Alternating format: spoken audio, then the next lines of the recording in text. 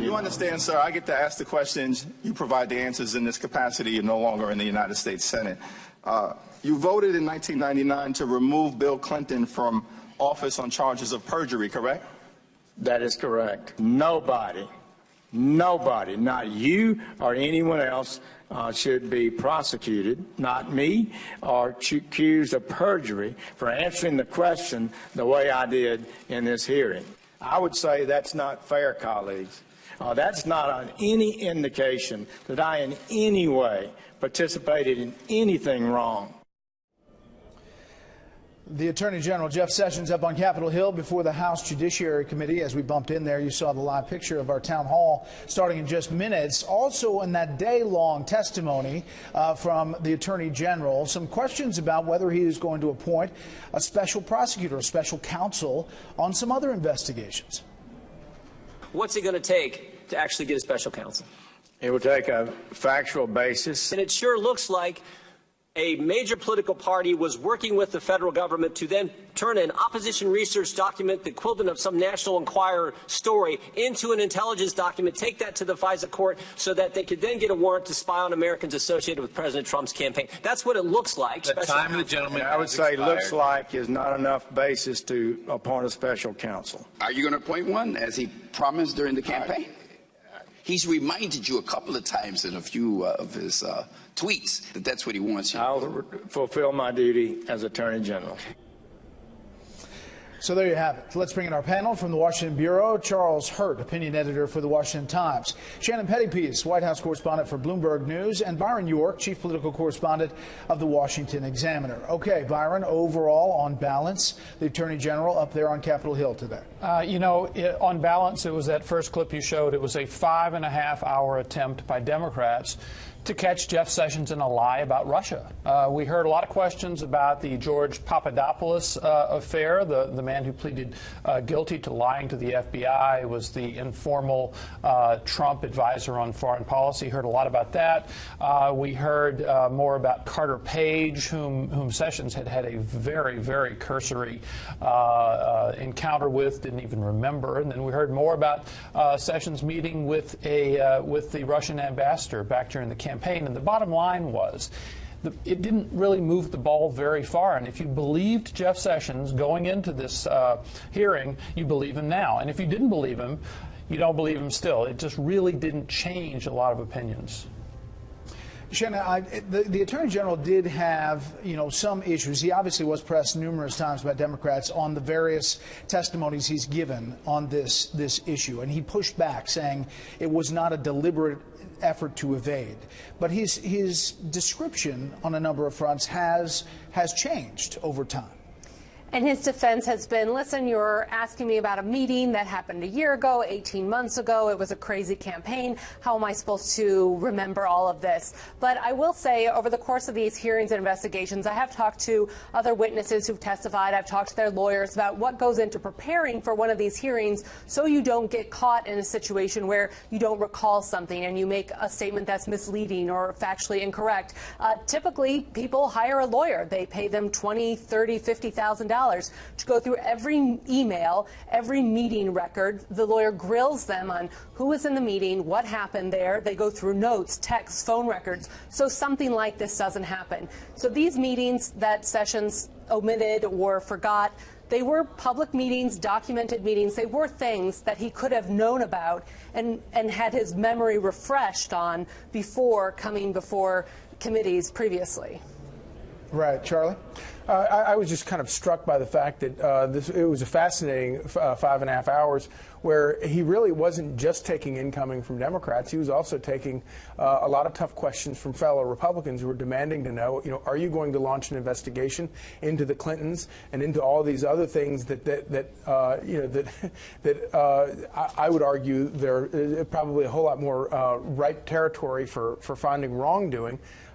As far as the questions for the Democrats, questioning about the varying statements, if you go back to the original statements where they're claiming that he misled them or he lied, there were exchanges between Senators Al Franken and Pat Leahy, and those questions were specifically asked in terms of, were you part of this conspiracy to conspire with Russia to rig the election? And each of those questions he answered factually correctly at that time.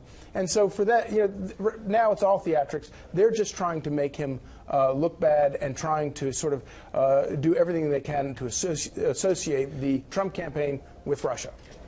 Right. And, well, obviously in the interim here, we've had the Paul Manafort indictment, we've had the guilty plea from Papadopoulos, and we've had the release of Carter Page's deposition or testimony up on the Hill. Here is soundbite number 2, asked about those two gentlemen.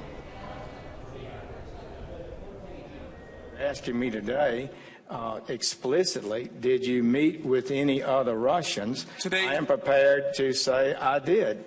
I met with the ambassador in my office with at least 2 of my staff, senior respected patriots, colonels retired in the Army. And Mr. Attorney Nothing General, improper occurred at all. Once and for all, can we answer the question? I am once and for all answering the question, Congressman. I don't understand why you won't take my answer. Well, we're on the 3rd edition, Mr. Attorney General. Byron. Well, he just keeps getting at it, and it keeps coming back, and it goes back, by the way, to that Al Franken exchange that Charlie was talking about during his confirmation hearing. His story, by the way, is that he felt like he was not required to disclose every meeting he had with an ambassador or a foreign official in the normal course of business as a U.S. senator. And he did not actually disclose that. His other explanation is that he didn't completely understand Franken's question, which did wander around a little bit. So his story is not changing all that much. Yeah. Panel, thank you from Washington. As you can see, the live look inside the hall there. We're getting ready for this town hall. Before we go, though, an update on our good friend and colleague Charles Krauthammer is still on the mend. I've updated you a few times on his condition here on the show and on social media, but I figured you'd like to hear from the source himself. He emailed me today a message for everyone. Quote, "Thanks to all for your cards, letters, and good wishes. I am still recovering from major surgery 12 weeks ago. I have graduated from the ICU to an advanced rehab facility to regain my strength and stamina. It's a longer road than anticipated, but the support of family, friends, and kindly viewers continue to sustain me. In the immortal words of Arnold Schwarzenegger, I'll be back." We've been sorely missing Charles and his sage voice every night on the panel. We are looking forward to you being back soon, Charles, so please get well.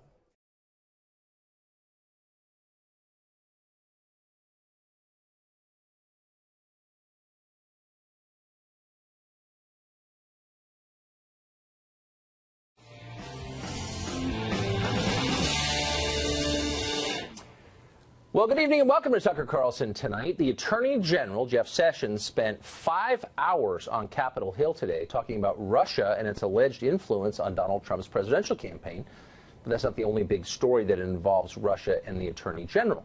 Yesterday, Sessions announced in a letter that he has directed the Department of Justice to take a closer look at the Obama-era Uranium One deal, something we've covered a lot on this show. In that letter, the Attorney General signaled he was open to appointing a special counsel to investigate that deal and any involvement by Hillary Clinton. Richard Goodstein is a lawyer. He's advised both of Hillary Clinton's presidential campaigns, and he joins us tonight. Richard, thanks for coming on. Good to be back. Thanks for having me. So I want to start on a totally apolitical note, just citizen to citizen, American to American. Does it bother you at all that the Obama administration allowed Russia, given all you now believe about Russia, access to a pretty large percentage of our uranium reserves? No. Let me give you 3 facts as to why not. First, uranium is not a dear commodity. The price has come down by 3/4 over the past 10 years. Kazakhstan is the biggest source of uranium on the planet. Russia's basically got good control over that. Russia has its own uranium, okay? And the uranium that Russia ended up controlling thanks to Uranium One, which, incidentally, Hillary Clinton had 0 role in, to the extent that it went out of the country at all, and most of it won't, it went to Canada, got reprocessed, and then came back to the U.S. So, no, right. Well, wait, but hold on. Wait, that's just as a factual matter. Some of it went beyond Canada and went to Europe, and where it went, then we don't know. It left without an export license. But hold on, wait. But I'm a little confused, and we'll get to Hillary in just a second. But I'm a little confused, given that you've come on the show so many times to say that Russia is our primary adversary on the global stage, that they seek to undermine the U.S. government, that we're at war with them, that you would be comfortable with giving them control of some of our uranium. What would be the strategic benefit to the United States in doing that? Why would we do that? So again, if there's a commodity that's come down by 3/4 in price over the past 10 years, that tells you it's not a very dear commodity. So what you're suggesting is the person who owns that land out in Wyoming or wherever should be made to sit on it rather than capitalizing on it. No, I'm saying that if you believe that Russia is a threat to the United States, you probably wouldn't want to give them control over it. And if that uranium was meaningless, then answer this if you would. Why did the Clinton Foundation encourage Uranium One to hire the Podesta Group to lobby the Clinton State Department for this deal approval? If it was not a big deal, why would they go to the trouble of hiring the brother of Hillary's campaign manager to lobby for the deal? I'm confused. Yeah, you'll have to ask them. I have no idea. Because of the fact that Hillary Clinton had no role herself, and because under CFIUS, the Committee for the Foreign Investment in the United States, yes, I know what there's 9 agencies, right? Treasury is the lead agency in these CFIUS deals. True. State is one of 9, and again, it never reached Hillary's desk. So you have to ask them. But I wonder why. Wait, but hold on. No, but I'm a little bit confused because we know from the last campaign that Hillary Clinton was the most successful and best informed Secretary of State in the history of this republic. Given that, that's true. Why wouldn't she be involved in the transfer of ownership of an essential natural resource like uranium to our primary geopolitical adversary? Why wouldn't she be involved in the details of that? What was she doing? It seems negligent. No, I'm serious. The premise that it's this essential national resource, it's used mainly anymore in nuclear power plants, which incidentally are not economic thanks to the low price of natural gas. So it's, that's the problem with this. But if that was so, but hold on. But wait a second. If that's true, then why was the Russian government so anxious to get this done that they hired the Podesta Group in order to lobby Hillary? What do you know that they didn't know? No. Why would they spend that money trying to lobby her if it was not a big deal and she had no role? We know that the Russian economy is in the tank, right? It's what, smaller than Italy or something like that, or some states in the I U.S. thought they were a huge threat to us. I'm confused. My point is, we don't exactly look to the Russia to make smart economic decisions. So whoever they hired to do this, you have to ask them. Honestly, it doesn't make any sense. They're irrational. But it does. But hold on. Look, and there are a lot of questions to which I don't know the answer. I'm not going to pretend that I do. I don't have the full storyline here. But typically in Washington, where you live, and you know it well, when people hire a lobbyist to lobby someone, they're spending their own money to do that. Yeah. They're expecting something in return. You're saying it was totally accidental, it was irrational. No, Hillary, for some reason, didn't have anything to do. Oh, okay. Then why would they hire the Podesta Group to do that? The CFIUS process is a complicated process. Any entity that wants to go through it needs to actually have its ducks in a row. And whether it's the Podesta Group or any other, there are law firms throughout the city that make big money at helping companies get through CFIUS, okay? So in this case, it was Podesta. The next day, it will be somebody else. It's just not that big a deal. And again, the core issue is that uranium is just not that treasured. It's not that big a deal.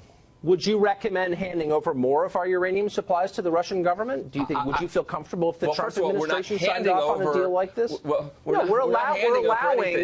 allowing the country that's seeking our destruction to have control of some of our uranium.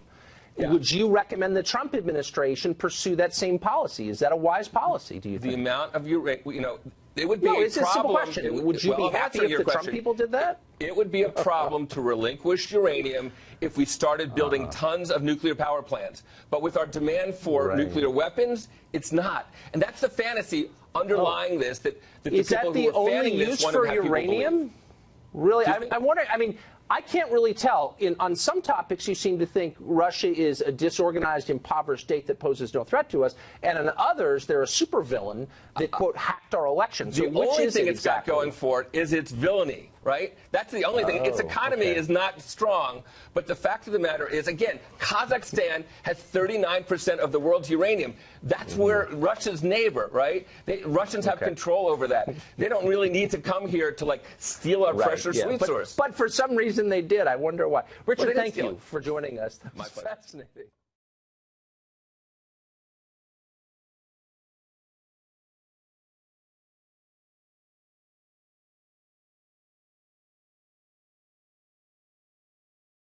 One of the congressmen inside that House Judiciary hearing today, Congressman Trey Gowdy. Sir, good evening. Good to have you with us tonight. Yes, ma'am. Thank you. So, you know, we heard a lot in there today, and one of the things that Jeff Sessions was trying to do was to make it very clear that he felt he played no improper role whatsoever during the campaign. You know, at one point he was grilled about whether or not he had met with the Russian ambassador. He said, you know, I never said that I had never met a Russian. I said that there was never any intention to collude or to have any kind of relationship with regards to the campaign. Do you think he persuaded the committee on that today?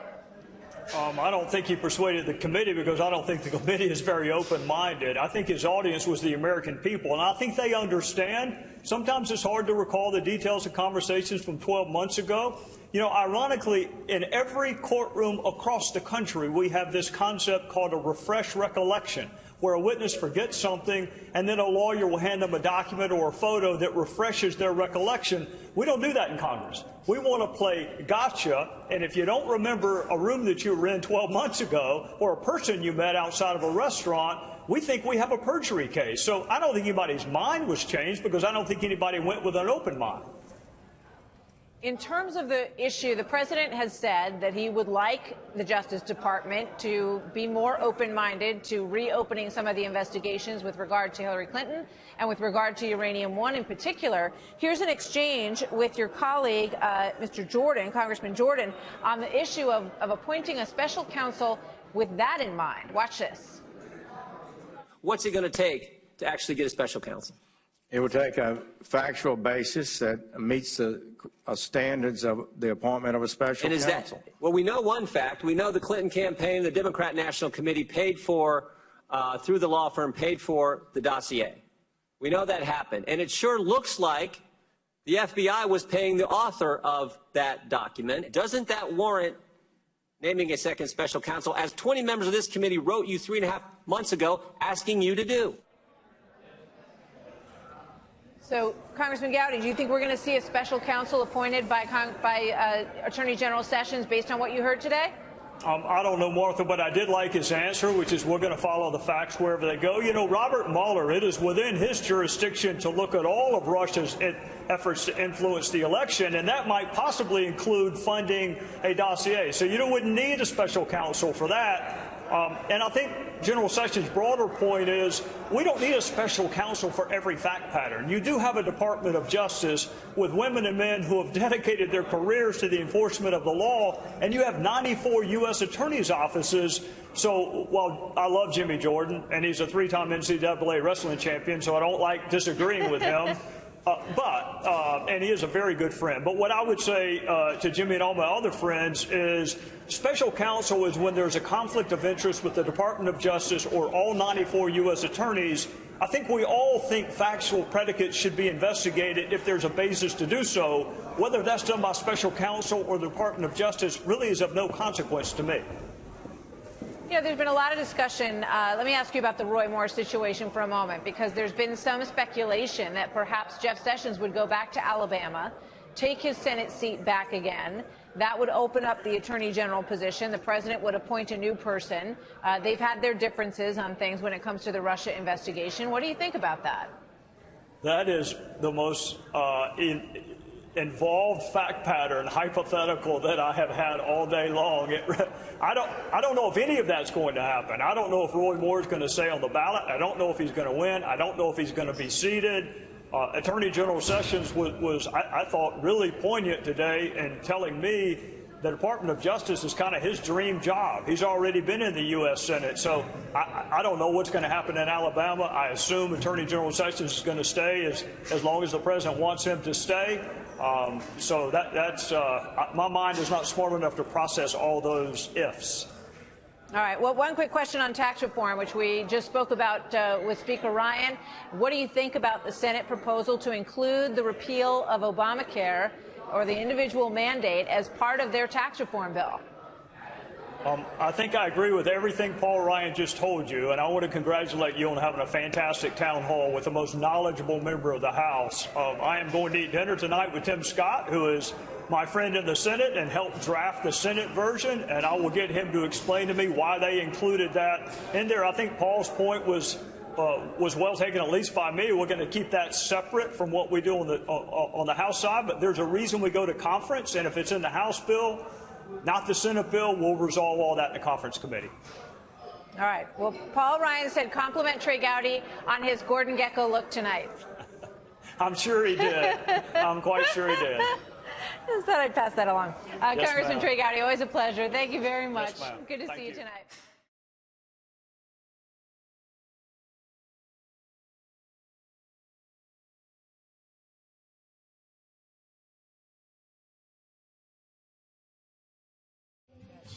When the administration gave its pitch for coal and nuclear energy at the UN conference on climate change, that's fun, it was disrupted by evil demonstrators.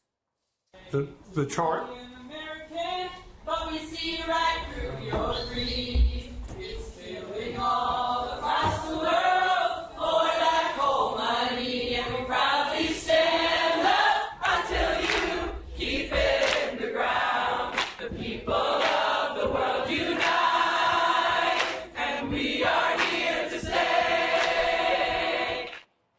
Well, that's as catchy as headlights. Not as enjoyable. And as surprising as the gas you get after eating a Taco Supreme. But trying to speak common sense to the UN is like trying to speak Chinese to a table lamp. And anything positive you say is going to get booed. The UN prefers dictators and socialism. If you want the UN to cheer you, promote failure and death. Their hatred for industries, be it nuclear or coal, is embedded in their hatred, ultimately, for capitalism.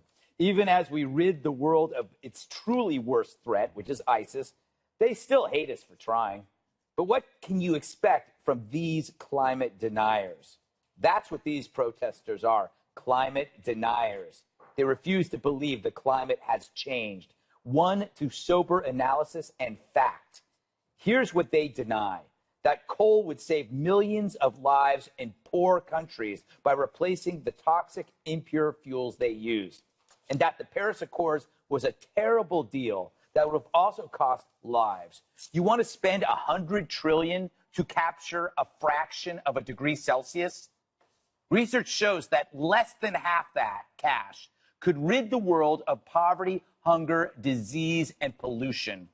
Using that cash carelessly is homicidal, which could be why the UN is in love with it. By the way, Syria just joined the Paris Accords. Now, by the UN's logic, that country is far more compassionate than us.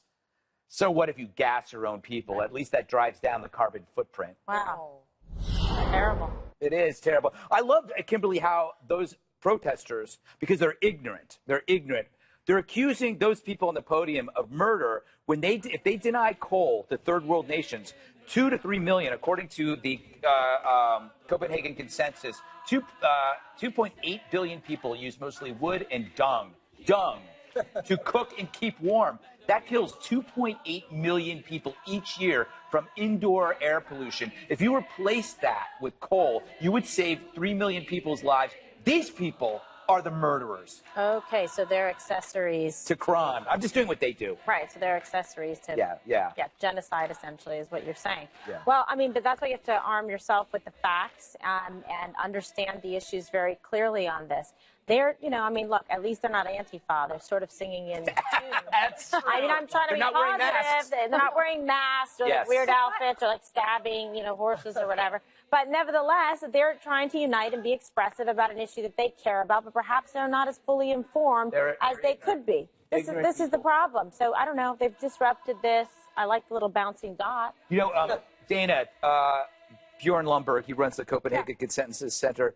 They calculate that for $37.5 trillion, you could eradicate poverty, hunger, disease around the world, fix climate change, pollution, all that stuff. By 2030, yes. So if you don't do that and you follow the climate accords, 100 trillion over 1 to 2 trillion a year, you kill those people. It absolutely makes financial sense. This is a case that President Trump could make pretty persuasively. If he wanted to give a speech about climate change and energy, somebody like him could do what you're saying. When you were saying that they're the accessory to the murder, actually, why doesn't people with common sense actually do that? Because we're nice. We have been too nice for too long. And actually, technological innovation is one of the things that they were talking about there was how you can take, because we're going to deal with coal for a long time, how can you have technological innovation developed here in the United States, address the issue of coal, make it cleaner so that people can have the energy that they need so that we can develop even better, more renewable energies. Juan, why do you hate poor people from third world nations? Well, if you really cared about poor people from third world nations, Mr. Lecturer over here, you would understand that, in fact, in the Paris climate deal, there were concessions made to third world countries to allow them to continue using coal and natural gas. And it was the United States as a world leader that said, we're going to set an example in terms of cutting back, because we want you to cut back as you grow, as you get a larger middle class in places like China and Brazil. So that's why we were in the deal, which is now going forward again. Yesterday with Syria. Now, then that means we're the only country not in the deal. Because we're cool. Oh, yeah, that's it. We're awesome. Actually, we're warm because we have coal, right? Good point. Yeah, but I would say this to your point, that you have people over there like Al Gore. I know you don't like Al Gore. Yeah. And you have our former mayor, Michael Bloomberg. Right. Michael Bloomberg had a great quote about this, because I agree with Dana, by the way, that the Trump people had a legitimate point to make about the efficient use of coal and natural gas, and saying, hey, it's going to be used. Let's think about it. But then you have the reality that people perceive them as such enemies, so angry at the idea of trying to limit greenhouse gases, that you have Michael Bloomberg say promoting coal at the climate summit is like promoting tobacco at a cancer summit. That gives you an idea of how we are perceived now. That's by our own I guy. can't help our perceptions, Jesse, and neither can you. No, imagine that's true. Imagine if you're the parent and you've just spent $200,000 on your daughter to go to college, probably Middlebury or somewhere like that. And you said, what'd you do this weekend, Candace? And she said, I protested a coal conference at the UN. You got to think to yourself, that was not money well spent. And these people probably went to very nice schools, want to put coal miners in West Virginia out of work. That's what they're doing. And of all, it's true, one. Well, they're Hillary supporters. Oh, yeah. That's and their dorms are heated by coal. Yeah, because if you don't have coal, you don't have jobs in West Virginia and places like that. And we don't have any jobs coming from losing. We don't have any jobs. The other coming thing from, that's from pretty real funny too is that maybe Solyndra. How many jobs were there? Yeah, they're jobs. I can still count them on my fingers. Okay. And think about of all the tyrants and dictators and human rights abusers at the United Nations, these people decided to protest America. I know. Think about that. America with others have destroyed ISIS. We are saving people's lives, and these people are protesting. It's disgusting. What about Lee Greenwood's song? Right.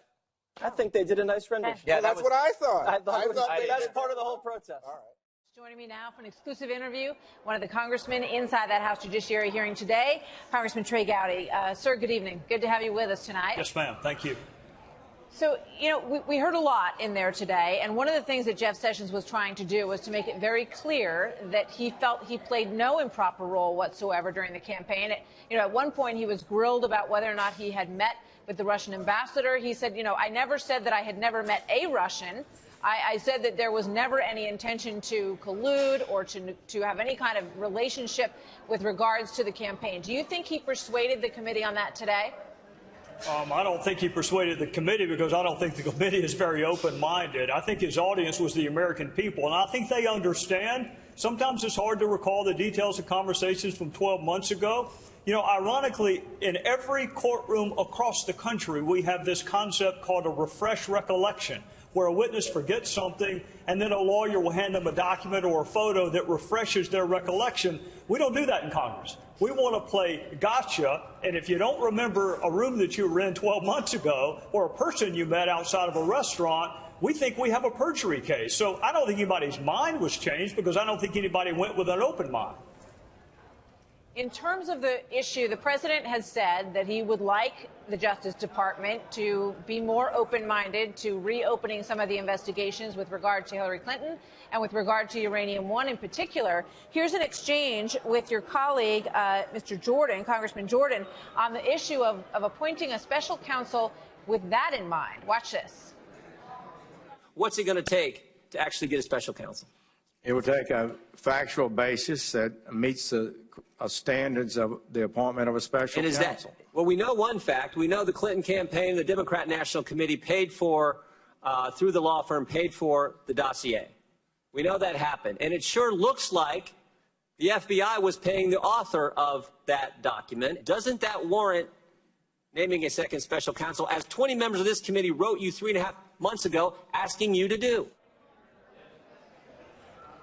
So, Congressman Gowdy, do you think we're going to see a special counsel appointed by Attorney General Sessions based on what you heard today?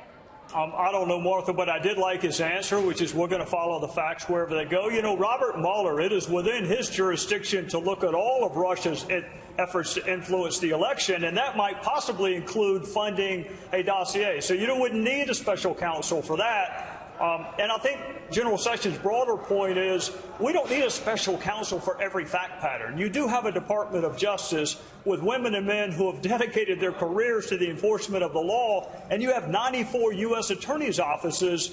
So while I love Jimmy Jordan, and he's a 3-time NCAA wrestling champion, so I don't like disagreeing with him, and he is a very good friend. But what I would say to Jimmy and all my other friends is special counsel is when there's a conflict of interest with the Department of Justice or all 94 U.S. attorneys.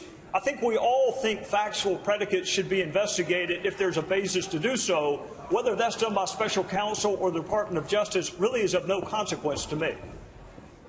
You know, there's been a lot of discussion. Let me ask you about the Roy Moore situation for a moment, because there's been some speculation that perhaps Jeff Sessions would go back to Alabama, take his Senate seat back again. That would open up the Attorney General position. The president would appoint a new person. They've had their differences on things when it comes to the Russia investigation. What do you think about that? That is the most involved fact pattern hypothetical that I have had all day long. I don't know if any of that's going to happen. I don't know if Roy Moore is going to stay on the ballot. I don't know if he's going to win. I don't know if he's going to be seated. Attorney General Sessions was I thought, really poignant today in telling me the Department of Justice is kind of his dream job. He's already been in the U.S. Senate, so I don't know what's going to happen in Alabama. I assume Attorney General Sessions is going to stay as long as the president wants him to stay. So that's my mind is not smart enough to process all those ifs. All right. Well, one quick question on tax reform, which we just spoke about with Speaker Ryan. What do you think about the Senate proposal to include the repeal of Obamacare or the individual mandate as part of their tax reform bill? I think I agree with everything Paul Ryan just told you, and I want to congratulate you on having a fantastic town hall with the most knowledgeable member of the House. I am going to eat dinner tonight with Tim Scott, who is my friend in the Senate and helped draft the Senate version, and I will get him to explain to me why they included that in there. I think Paul's point was well taken, at least by me. We're going to keep that separate from what we do on the House side, but there's a reason we go to conference, and if it's in the House bill, not the Senate bill, we'll resolve all that in the conference committee. All right. Well, Paul Ryan said compliment Trey Gowdy on his Gordon Gekko look tonight. I'm sure he did. I'm quite sure he did. Just thought I'd pass that along. Yes, Congressman Trey Gowdy, always a pleasure. Thank you very much. Yes, good to Thank see you you tonight. Mr. Attorney General, did the FBI pay Christopher Steele? Where am I? Right here. Yeah. Did the FBI pay Christopher Steele, the author of the dossier? Those are matters you'll have to direct to the, I think, maybe the special counsel. And why is that? I'm just asking if someone. Well, I'm not able to reveal internal investigatory matters here that's under the investigation of anybody, but particularly, I think, this happened in the summer of 2016. We know the Clinton campaign, the Democrat National Committee paid through a law firm, Fusion GPS, to produce the dossier. We know the author was Christopher Steele. It's been reported that he was on the payroll of the FBI. I'm just wanting to know if, in fact, that is the case. I'm not able to provide an answer to you. Did the FBI present the dossier to the FISA court? I'm not able to answer that. Do you know if the FBI did the established process protocol in evaluating claims made in the dossier? I'm not able to answer that. On January 6, then FBI Director James Comey briefed President-elect Trump up in New York about the dossier. Shortly thereafter, the fact that that meeting took place and the subject of the meeting was the dossier was leaked to CNN. Do you know who leaked that information? I do not. Are you investigating who leaked that information? That would be a matter within the investigatory powers of the special counsel. You said you got a number of Department of investigations going on, Mr. Attorney General, regarding leaks. Is that likely one of those that you're investigating? I'm not able to reveal the existence of investigations or not. Mr. Attorney General, I appreciate your service in the Senate. I appreciate your service at the Justice Department. Consider you a friend. And frankly, I appreciate yesterday's letter saying you were considering appointing a special counsel that you sent to us. But my concern is we sent you a letter 3.5 months ago asking for a second special counsel. And if you're now just considering it, what's it going to take to get a special counsel? We know that former FBI Director James Comey misled the American people in the summer of 2016 when he called the Clinton investigation a matter. It's obviously an investigation.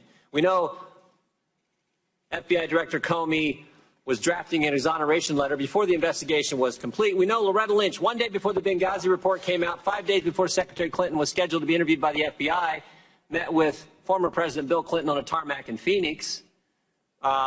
We know after that meeting, when she was corresponding with public relations people at the Justice Department, she was using the name Elizabeth Carlisle. You know, as I've said before, it seems to me if you're just talking golf and grandkids, you can probably use your real name. We know that Mr. Comey publicized the investigation, and we know he made the final decision on whether to prosecute or not. And then when he gets fired, he leaks a government document through a friend to the New York Times. And what was his goal? To create momentum for a special counsel. And, of course, it can't just be any special counsel. It's got to be Bob Mueller, his best friend, his predecessor, his mentor. The same Bob Mueller who was involved, we've now learned, in this whole investigation with the informant regarding Russian businesses wanting to do business in the uranium business here in the United States regarding the Uranium One deal. So I guess my main question is, what's it going to take, if all that, not to mention the dossier information, what's it going to take to actually get a special counsel? It will take a factual basis that meets the standards of the appointment of a special counsel. Is that analysis going on right now? Well, it's in the manual of the Department of Justice about what's required. We've only had two. The first one was the Waco, Janet Reno, Senator Danforth, who took over that investigation as special counsel, and Mr. Mueller.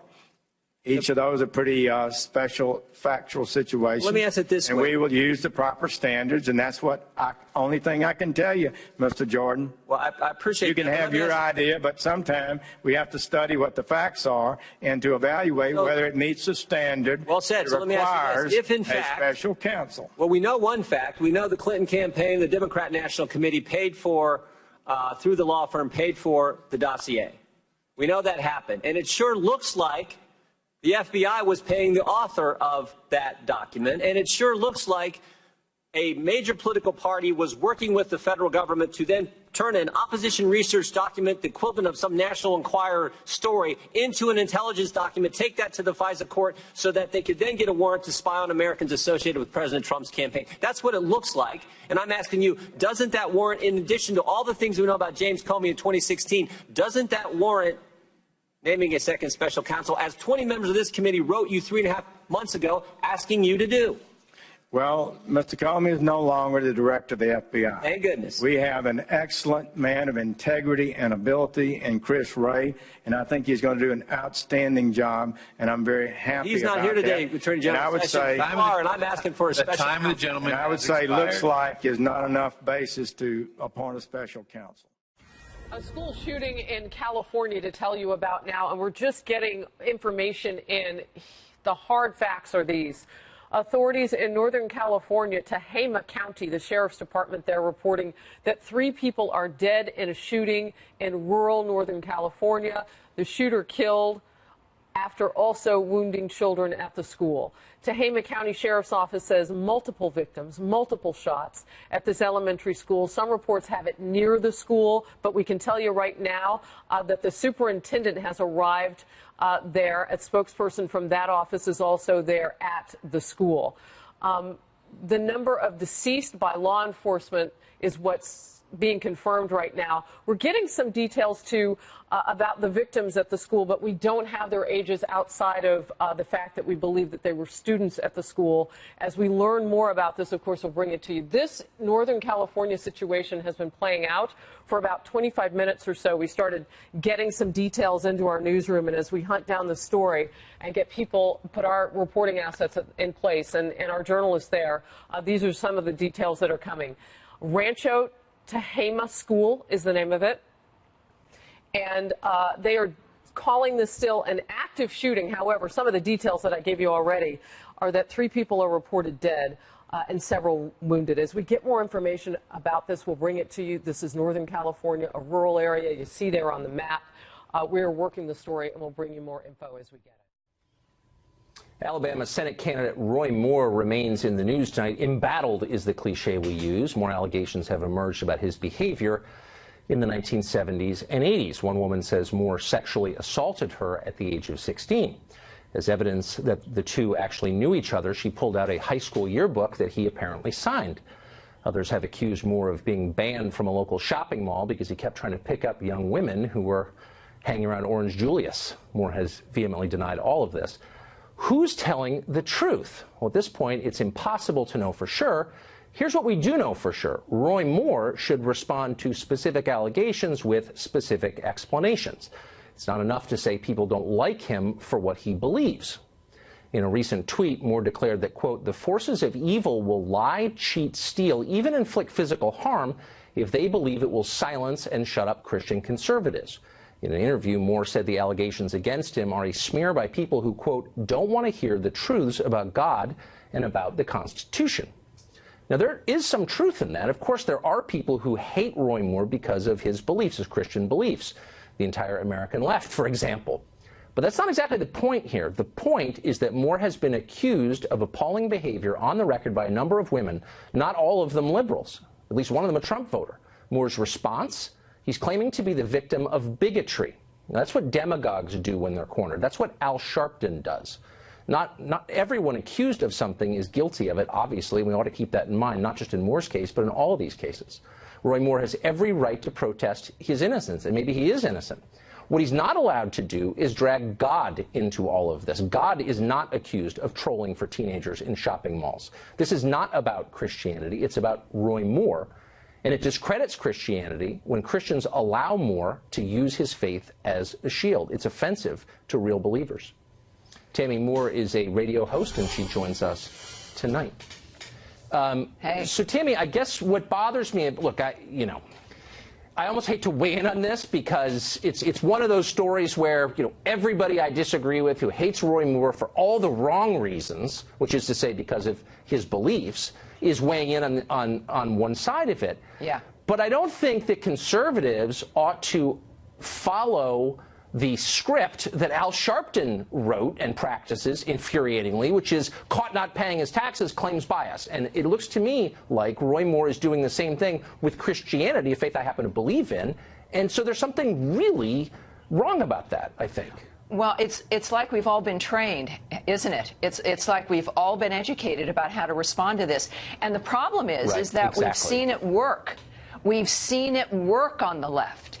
And so this is what you've got. It's kind of a conflation of all the awful things that we've heard and the problems ranging from Teddy Kennedy, who left a woman to drown in the bottom of a lake and became the lion of the Senate, to Bill Clinton. Right. And now you've got a man who is facing, I think, at this point, some credible allegations. And there is now this resistance, understandably by people, to accept that, or at least to put up with the accusation. on the point of the matter, the principle of the matter, of that we're not going to be folding like a cheap suit, or we're not going to be bullied out of a race or out of being able to help this country, as many people, of course, in Alabama want to do with the election of whoever will be their senator. So it's more of this conflation and still this resistance to the establishment. And now, you know, you got McConnell and others, of course, who also were funding his opposition, saying he shouldn't be there, combined with Tucker, the efforts to what people think is to nullify the presidential election. Now it looks like they want to nullify the primary that occurred. This is all coming together, perhaps in the midst of someone like Andy Griffith's fabulous character, Lonesome Rhodes, or Elmer Gantry, as an example, is that this is problematic across the board, and I don't know if anyone is a winner at this point. You just go back to how you live your life and how you want your children to live theirs. If you, or I'll say for myself, if one of my kids got caught cheating, was accused of cheating by the school, and I said, did you cheat? And he said, the school just doesn't like me because of my politics, I'd spank him. I'd say, you're not answering, that's a non sequitur. Maybe they don't like you because of your politics or whatever, but the question is, did you cheat or not? And man up and answer the question directly. Don't hide behind some non sequitur. Answer the question. And I don't know why we would ever allow anybody on either side to get away with that dodge. Well, at the same time, we've also seen where there have been cheats on the other side, if you will. A lot of people think of the Duke lacrosse, like Duke lacrosse. People think of that. They think of Tawana Brawley. They think of environments where there have been false accusations, where the media has perpetrated false allegations or protected those who are accused. And now we've got this general rejection of any of that. Now, I don't know what's going to happen in Alabama. I do know that most of us are disgusted with the entire process. At the same time, those women, there are more of them, as you noted, do seem credible. This seems to be very serious. And right now, the people of Alabama, they're going to want a decent alternative if they want one.